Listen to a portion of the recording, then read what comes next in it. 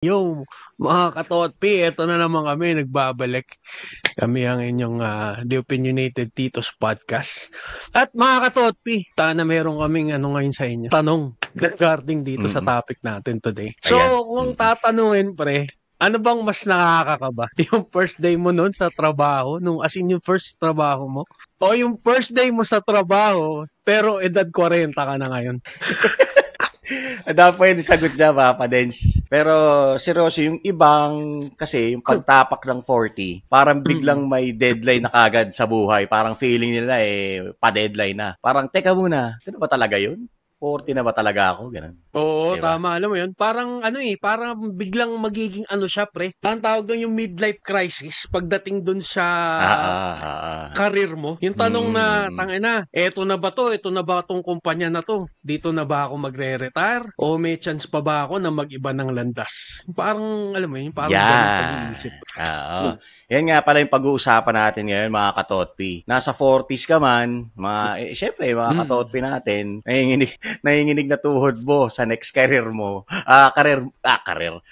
career move mo, o kahit nagpaplano ka pa lang, o makinig ka dito sa amin ni Papa Denso dahil sigurado makaka-relate ka kasi nga kami, mga tito na kami. Dahil sa episode na to, pag-uusapan natin ang pagsikat ng araw sa 40s mo sa mundo ng trabaho. Okay?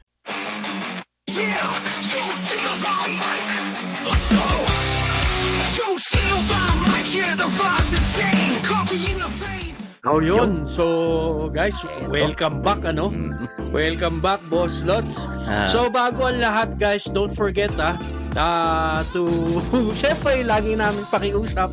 Don't forget to like, subscribe, comment, and then kung pwede, share nyo na din yung ating podcast na tayo matatagpuan sa Facebook, sa Spotify, sa YouTube. Yan, huwag nyo kakalimutan yan. Diyan tayo nanonood. Nagkakita-kita tayo dyan. And then, meron din tayo sa Apple Podcast at mga previews sa TikTok. Alright? So, bago ang lahat, bago natin simulan to, Boss Lots, ako, papakilala muna ako kasi Papa Denso. Ayan, syempre. Yung tito mo na wala pang 40, pero pa 40 na. Ako naman ang inyong Boss Lots, ang inyong titong medyo galit lang. 41 na.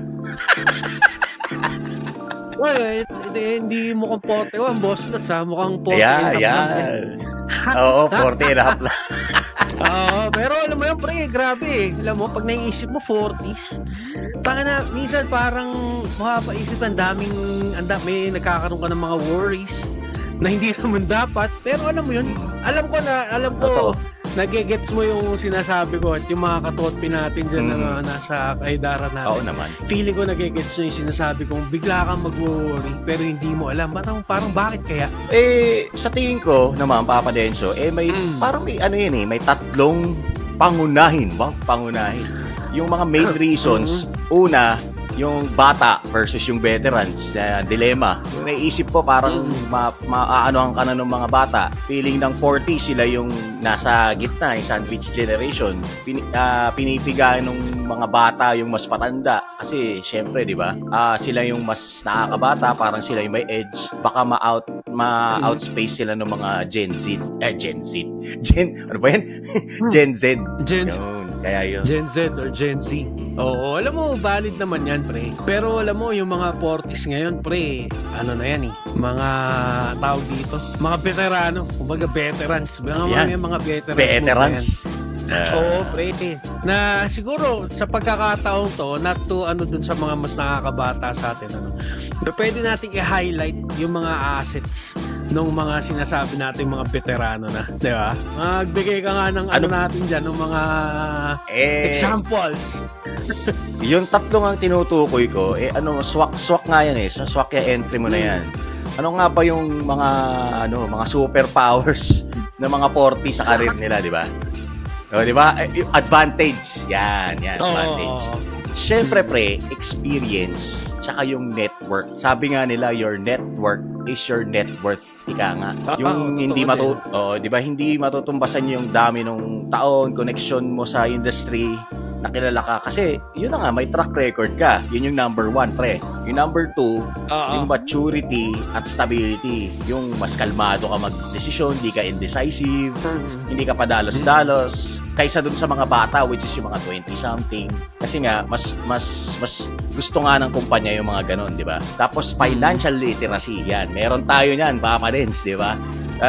May mga tipid tips na tayo, mas marunong na tayo sa pera, which means mas stable tayo, hindi na madaling mabitag ng mga, ano ba yung mga instant big salary na walang benefits, yung masisilaw sa salary. Oo. Kasi alam mo, yung speaking of dyan sa yung instant big salary, kasi alam mo, maraming kumpanya yung lalo na pag bata, yung nila, yung pinapainan nila na, eto, malaki sahod mo. Ayan. Kasi, yung mga ngayon, hindi naman natitingin masyado sa yun eh. Or meron man, pero bihira. Yung titingin muna sa benepisyo bago dun sa So, alam mo, magandang example yan. Ang ganda ng mga binigay mong example, pre. Pero, alam mo yun, paano nga ba? Let's say, yun nga, yung mga nasa 40s or tayo mga nasa 40s. Paano kung if ever biglang gusto nating mag-shift ng career natin? Marami pa yan, Papa Dens. Mga chance pa ba tayo? Alam mo yun? Kung sa sinabi mo, ano pa bang natin, di ba? Meron. Basta may strategy ka lang. Hindi mo kailangan magsimula sa zero. Kasi nga, experienceadong tao ka eh. Kailangan mo lang i-translate yung natutunan mong skills, di ba? Yung, kumbaga, hindi tayo magsa-start sa zero. Ano bang mga halimbawa niyan, Boss Lots? Halimbawa, pre. Ilang taon ka na, pre?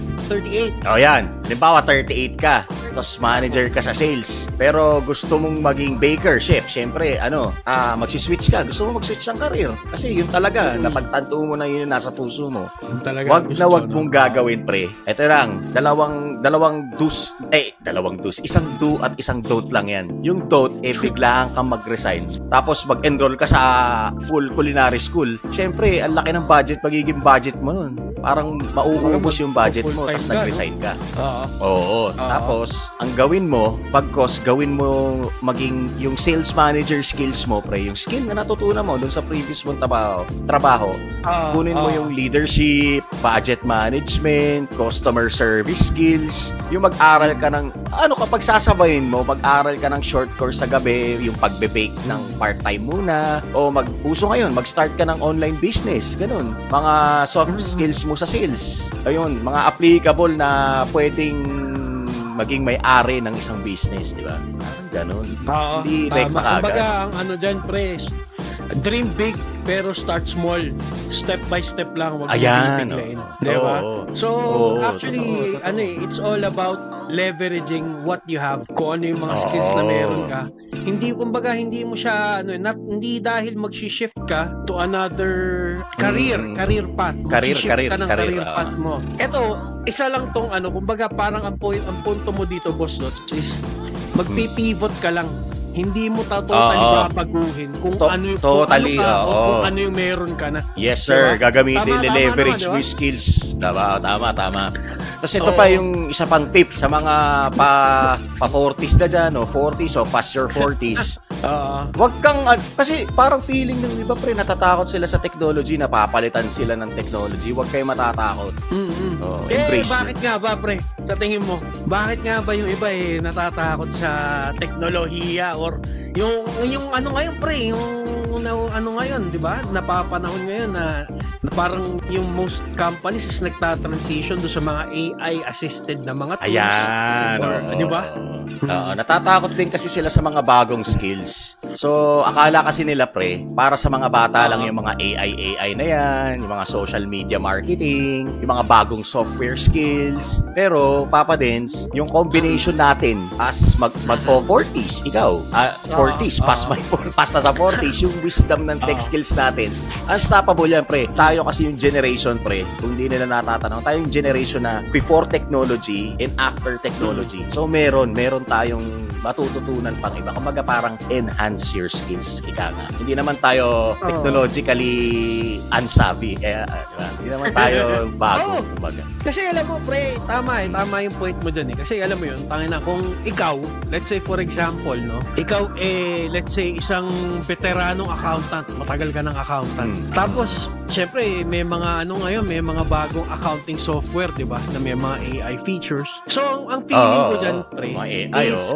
kasi iniisip ng iba dyan na, ay, matanda na ako para dyan, ganyan. Pero come to think of it, kung iti-take advantage mo na mag-aaral ka rin regarding yung mga AI or mga bagong software na may AI features na yan, taka na pre, isipin mo na lang kung gaano kakalupit, di ba? Isipin mo, nantong ka, alam mo kung paano siya gawin ng mano-mano. Tapos magkakaroon ka ngayon ng accounting software na may AI assistance. Dapat maging ganun yung mindset. Kasi yun nga, yung mga ibang medyo matatanda na or kagaya na mga nasa 40s na, natatakot sila sa technology. Diba? Yun nga pre, precisely. Nakuha mo pre. Ito lang tatandaan yung mga katotpi yung 40s, FYI, hindi retirement age po yan. Ito ano ba to? Re-ignition age. Kumbaga, pwede mo siyang i-enhance. Di ba?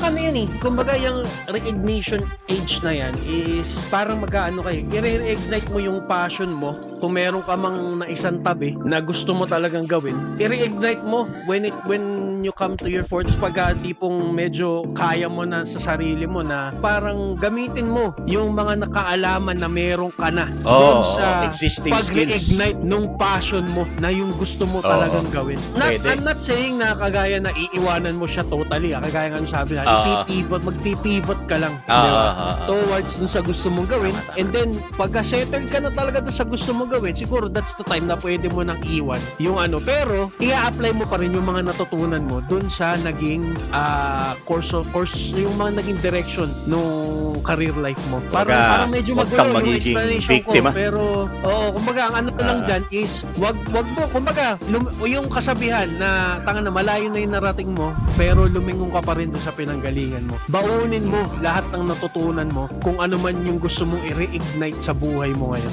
when it comes to your 40s. So, kumbaga parang yung skills mo na meron ka, natutunan mo over the years, i-enhance mo lang dun sa bago mong gustong tahakin, di ba? Para...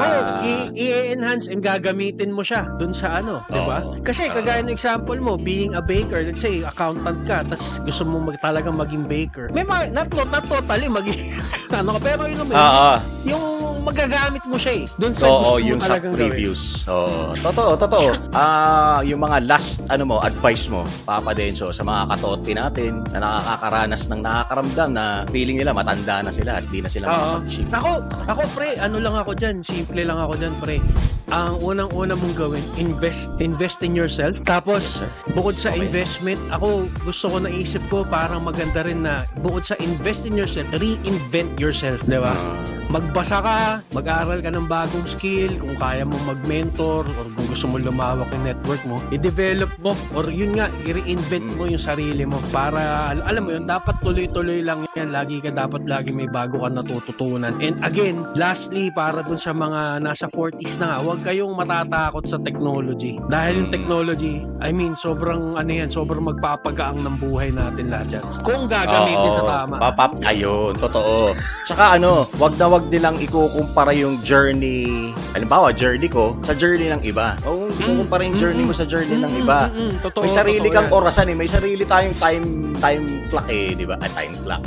Kung ano man yun. Pwedeng mag-umpisa ka sa peak mo ng 45, tapos 50, tapos 55. Importante, gumagalaw ka, may ginagawa ka dun sa gusto mo, tsaka masaya ka. Totoo, yun talaga yun. No? So, ayun mga katotpi, medyo mahaba na naman tayo. Pero again, guys, maraming salamat sa inyong pakikinig sa episode na to. Alam mo yun, yung sana nakapagbigay kami ng inspirasyon at lakas ng loob para sa inyong mga career journey. Diba? Tsaka, yun na nga, huwag kayo matakot at basta, kung sa tingin nyo nawawalan na kayong pag-asa, panoorin nyo lang to. Sabi nga ni Papa Dens nun kung hindi man kayo, wala man kayo matutunan, at least na-entertain kayo. Muli mga katotpi, kung nga pa lang inyong boss lots at tito nyong medyo galit lang. At ako naman ang inyong Papa Denso, yung tito mo na akala mo life coach ngayon. Mga Totpi, lagi tayong mag-iingat at huwag kakalimutan.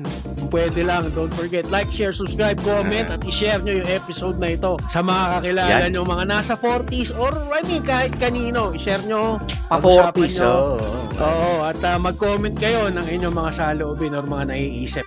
So again, we are the Opinionated Titos Podcast. Thank you. It's another day, another episode. Maraming salamat mga Katotpi.